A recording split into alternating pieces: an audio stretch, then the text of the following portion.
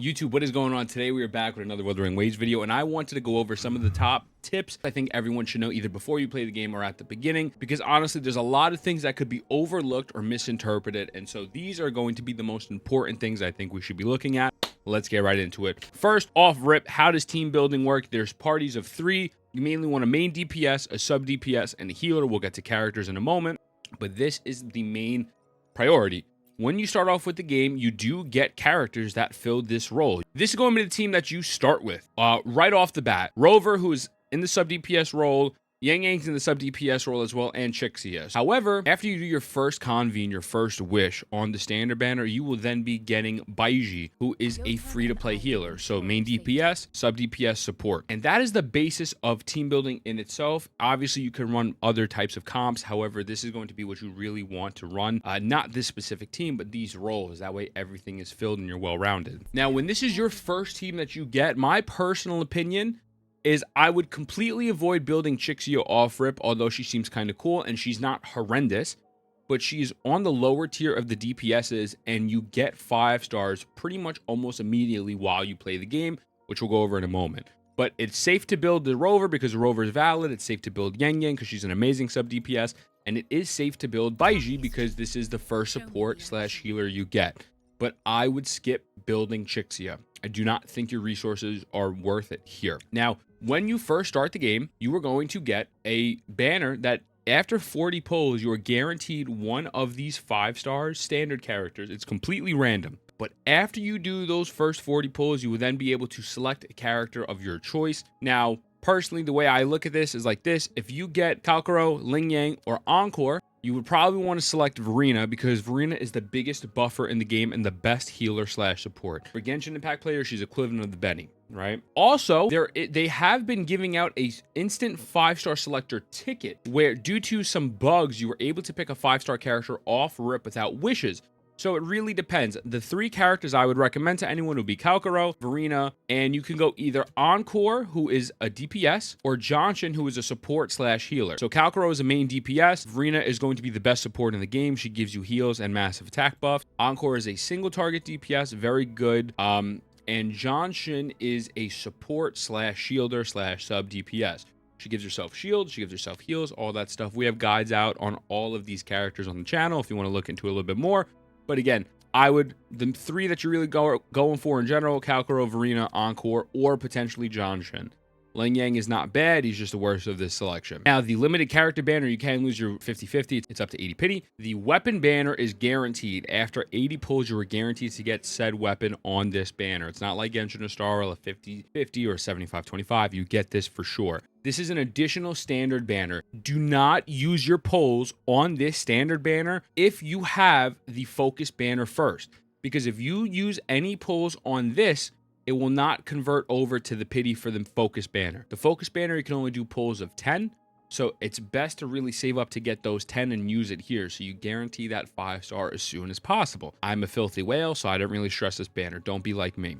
So once you get rid of all those other banners, then you can start pulling here. And then you have the standard banner weapon. Same thing. Banner pities 80, which is all the pity. And you select which weapon you want. You focus it. After 80, bam, you get it.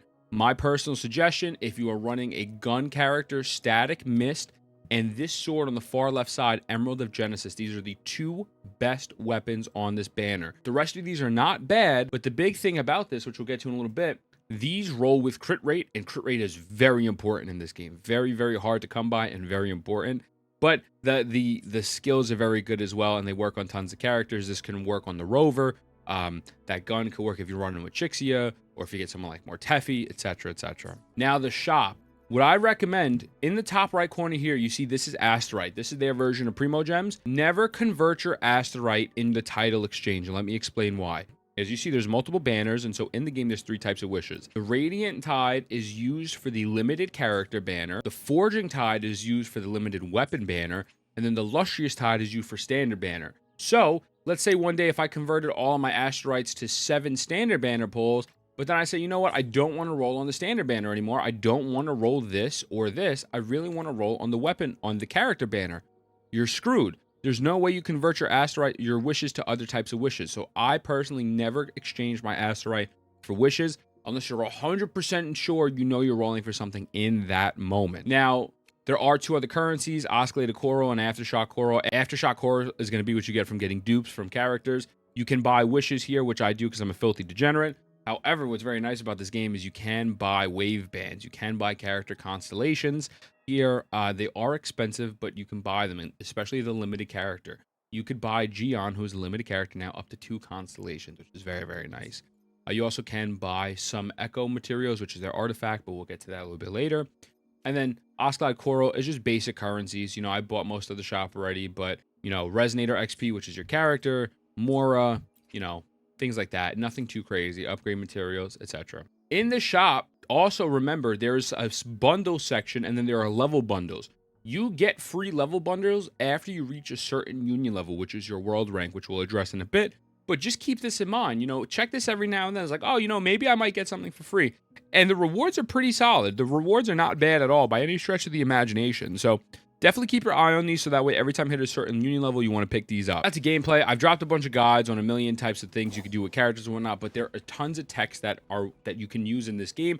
I'm just going to showcase a few basic things that I think are good to know. One being that animation canceling with a lot of characters. So for example, I have Concerto on the field. So with Concerto, for example, I want to level up his Forte circuit, which is at the bottom, which is the main mechanic of character. So I'm going to level this up real quick. When you level his Forte circuit up, he does this attack. I have to hold heavy attack, and then he stays on field and he does this. However, what I could do, instead of waiting on field with Concerto, I could actually squeeze out more damage by doing this. I'm going to get his Forte circuit back up. I'm better. I just nice parry. Now I have his Forte circuit up. I start the process and I swap. So I immediately swap to someone else. He is still doing that animation, so I can get some more DPS off with someone else, and then I swap back to him. So he does the animation, gets that damage. I swap off to my sub DPS, and I could ult. I could use my resonance skill, my resonance liberation, whatever the case may be. And once he is done with that animation, I can swap back to Concerto and pick up with your main DPS. You can't even do this with the Encore, who is very well known for using their Forte circuit. They have their whole kit is about follow-ups. So when you charge up with Encore, you're able to swap out to, again, another character, and that way you could squeeze in more DPS and optimize how much damage you're using. You don't always need to have to be on field with your main DPS. This also is the same for Echoes. A lot of Echoes in the game. Not all of them, and there are some that don't work function like this, but this is going to be an example of one of them. My buddy Gion here, he uses this monkey. So if the monkey hits someone one time, I can then swap out from the monkey, and the monkey will continue to do the attacks while I swap to the other character and get more damage. So I will show you. So if I activate this Tacet field real quick, I'm going to hit Q to activate my Echo. And then once it hits the first strike, I could swap off, and you can see it's still doing the attack. So again, you don't need to always be on field with the characters. You can do other swap techs. So that is really the most minimal basic swap mechanics, but it could really help new players really maximize your damage, as you don't just need to sit on field with said character. Again, do it here. Hits once, bam. There you go, done. Now, the other thing is this Concerto energy on the bottom left side. Now, as you see, my characters are glowing up here, and that means that when I swap out, my character on field is going to give me either some type of buff or do some type of damage, and the character coming in is going to do a big buff as well. In this situation, this character, I'm going to get his Concerto energy up, and then what Mortefi does is he upgrades charge attacks for Gion or for whatever character's on field. So now I'm going to ult, and I'm going to start doing these attacks, which translate to charge attack damage, and I'm just getting a massive buff to pretty much my character. Every character is going to have their own Concerto energy. So for right now, Gion's Concerto energy is back up. I'm going to swap back to Mortefi, and if you see, Mortefi's Concerto energy is not full. I have to continue to attack, or Verina's Concerto energy is not full. They're all independent to each other. So the goal is to try to get their Concerto energy as close to full as possible, so that when you swap back to someone like Mortefi, I can swap back to him, do a couple shots, get his Concerto energy up, then swap back to Gion, and I'm getting the full buff from Mortefi because his Concerto energy was full. If I just swap right now from Mortefi to Gion, I'm not getting that massive attack buff. And the way you could tell what their outro skills are easily without even looking at their kits is simply hit L, click view outro skills, and it shows you all here, and you can really go over the synergy for all characters, which I have a video on what are the best teams you should be building. Go check that out. But I do think Concerto energy management is important because this is how you're going to get massive damage from your characters. Now, as we talked about before, crit rate. Why is crit rate so important? I'm going to show you right now. Let's click on a character that has nothing on them. Alto has nothing on them. The crit rate starts at 5. The crit damage starts at 150. Crit rate is very hard to come by in this game. Unless if you're getting a crit rate weapon, which they're very rare. I think there's only 4 in the game potentially. You need to get pretty much crit rate on almost all of your echoes, which are your artifacts, which we'll get to after this, in order to get a decent crit split. This is probably my best split character so far, Gian. His crit rate is 33 and his crit damage is 200. The only reason why his crit damage is so good is because I have his weapon on. But if we look at the echoes, it did roll with a main stat of crit rate, thankfully, and then it can roll with an additional stat of crit rate on the substats, but you really have to look and try to get crit rate substats on these. So again, if you can if you can secure a weapon that has crit rate, perfect. The more crit rate you have, the more consistent you'll be critting. In a game like this, when they start you off with 150 crit damage, you really want to lock down crit rate over crit damage. Now, to actually tackle the echo portion of the video. Echoes are directly tied to your union level. I am union level 32. To check what echoes are, where they are in the wild, and how to farm them, you go to your data bank. So I have a whole guide video on this, but as you level up your data bank, you can see what type of echoes you're eligible to collect. So as you start to go up in the data bank, once you hit level 5, instead of you getting only 2-star echoes, you have a 30% chance to get 3-star echoes, a 2% chance to get 70, and so on and so forth. So as you go higher, your split to getting higher rarity echoes go up as well. How do you obtain XP to level this up? It's not just by collecting random echoes. You need to collect echoes of a higher rarity than what you have had previous. So for example, I've collected a lot of yellow echoes, which is the max amount. They're 5 stars. If you scroll all the way down to your echo listing, it will show you which ones are not the highest rarity. For example, there's an actual boss that I've only collected a blue rarity for. I have not collected anything higher than blue. So the next time I fight this echo, as long as I'm collecting an echo that is either a purple rarity or a gold rarity, I will be adding to my data bank level. If I continuously collect a echo of this type, the N74 Lampy Lumen Myriad, I'm only getting, and I collect a blue, I'm not getting a data bank XP. Same for example, if I get, let's say, a crownless, I've already maxed out my rarity of crownless. So anytime I collect any crownless at all, it is not leveling my data bank. You need to collect new echoes, and then once you've collected all the echoes, you need to collect higher rarity echoes. Again, this is another one. Inferno Rider. I've only gotten this at purple. I need to get this to drop a gold. If this drops purple 5 times, it's not doing anything for my data bank. So that is important. This is how you level it. Don't just sit there collecting the same echo over and over again. Even if you're farming for a set for a character, you got to spread it out a little bit so you can at least get the data bank up so you're available for higher echo splits, and then you could lock down echo sets. So for example, right now I am building my Donjon. Donjon right now needs the sun sinking eclipse set, the Havoc set. I was collecting all of these, but once I got all of these purple, I then had to move on to a different set of echoes so that way I can get my data bank up. Now that my data bank is up and it's high enough and I'm getting 50-50% for purple or yellow, now I can go back to this. You can also fodder echoes into merging them into something. You could potentially get a 4-star, a 5-star. Sometimes you can get other ones.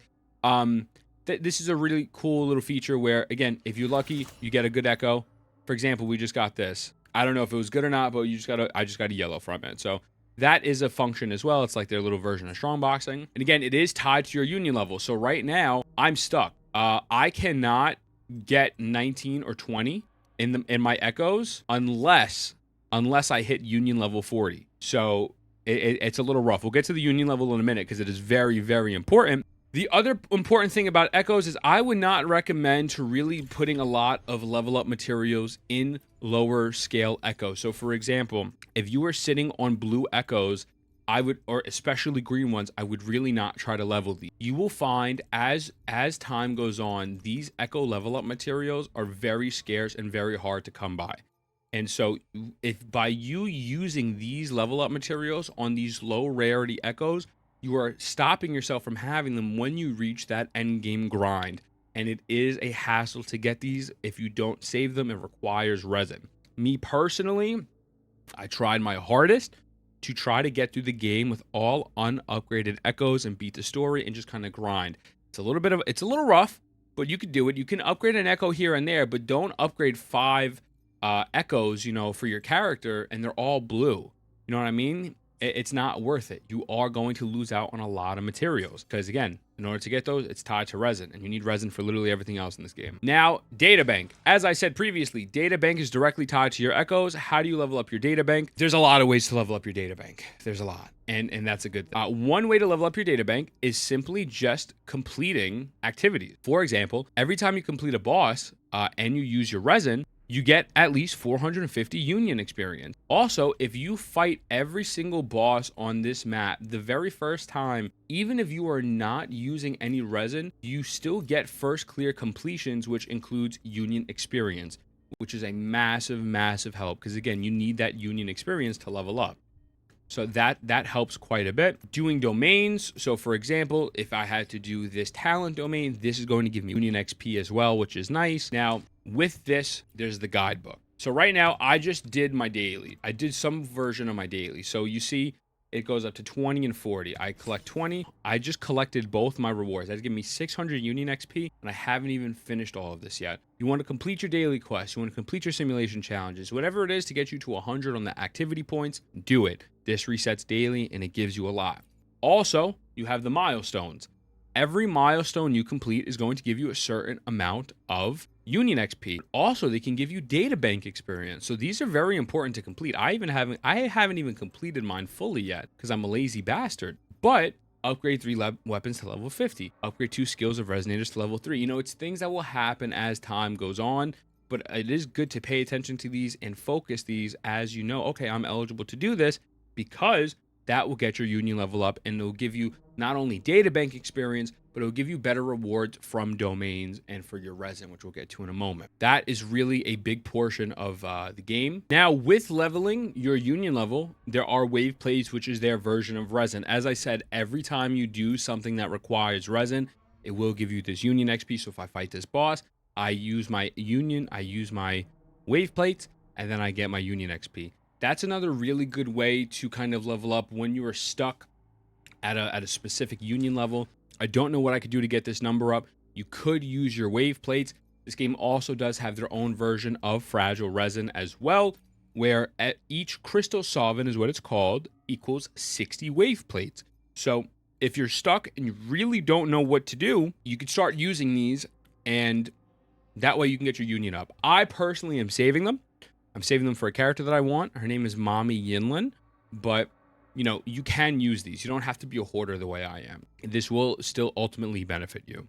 Now, with Echoes, it is not like Genshin Impact or Star Rail. When I level up this Echo, let's say I'm going to level this one up right now just to show you. I'm going to level this Echo up to 15 real quick because that is going to be the next progress bar for this Echo.